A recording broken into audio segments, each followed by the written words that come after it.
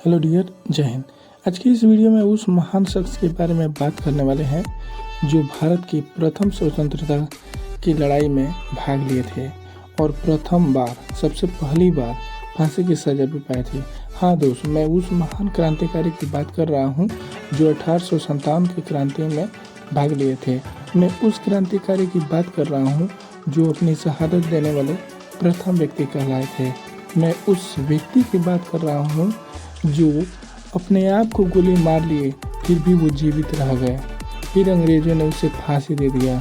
हाँ दोस्त, चलिए अब वीडियो को करते हैं स्टार्ट। उस मंगल पांडे की कहानी मैं सुनाने जा रहा हूँ जो शायद अब तक आप नहीं जानते होंगे।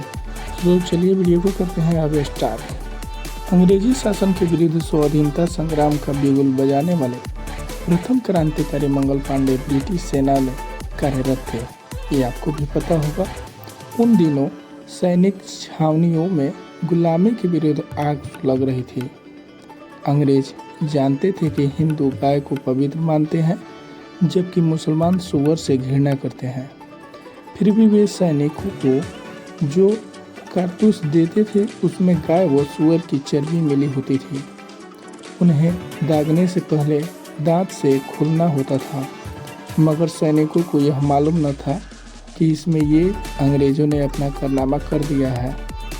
मंगल पांडे उस समय बैरकपुर, जो बंगाल में पड़ता है, उसमें ब्रिटिश सेना की 34वीं हिंदुस्तानी बटालियन में तैनात थे। एक सिपाही के रूप में कार्यरत थे। वहाँ एक सहायक ने उसकी जानकारी सैनिकों को दी।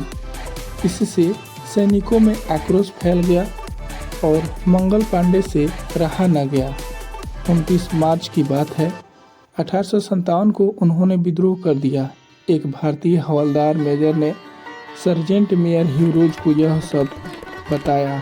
इस पर ह्यूरोज घोड़े पर बैठ करके छावनी की ओर चल दिया। वहां मंगल पांडे सैनिकों को अंग्रेजों के छल के विरुद्ध जागृत कर रहे थे, समझा रहे थे कि ऐसे हम सभी के लिए, कैसे हम सभी को करना पड़ रहा है और हम लोग को पता नहीं है। ह्यूरोज ने सैनिकों को मंगल पांडे को पकड़ने को कहा, पर तब तक मंगल पांडे की बंदूक ने उसी का सीना छलनी कर दिया। गोलियों की आवाज़ सुनकर के एक अंग्रेजी लेफ्टिनेंट वहां आ पहुंचा। मंगल पांडे ने उस पर भी गोली चलाई, पर वह बच करके घोड़े से कूद गया और मंगल पांडे उस पर झपट पड़े और तलवार से उनका काम तमाम कर दिया। फिर क्या हुआ दोस्त, वीडियो में बने रहें। अब तक चारों ओर शोर मच चुका था। 34वीं हिंदुस्तानी बटालियन के कर्नल हिल्ट ने भारतीय सैनिकों को मंगल पांडे को पकड़ने का आदेश दे दिया, क्योंकि वो जानता था कि शायद ये लोग पकड़ लेंगे, पर वे तैयार नहीं हुए। पर इस अंग्रेज सैनिक को बुलाया गया। फिर अंग्रेज सैनिकों को बुलाया गया। अब क्या हुआ दोस्त, इसे देख करके आप फिर मंगल पांडे समझ गए कि अब बचना असंभव है। अब बचना मेरे लिए मुश्किल है, क्योंकि चारों तरफ अंग्रेजों की सेना हमें पकड़ने के लिए उतारू हो चुके हैं।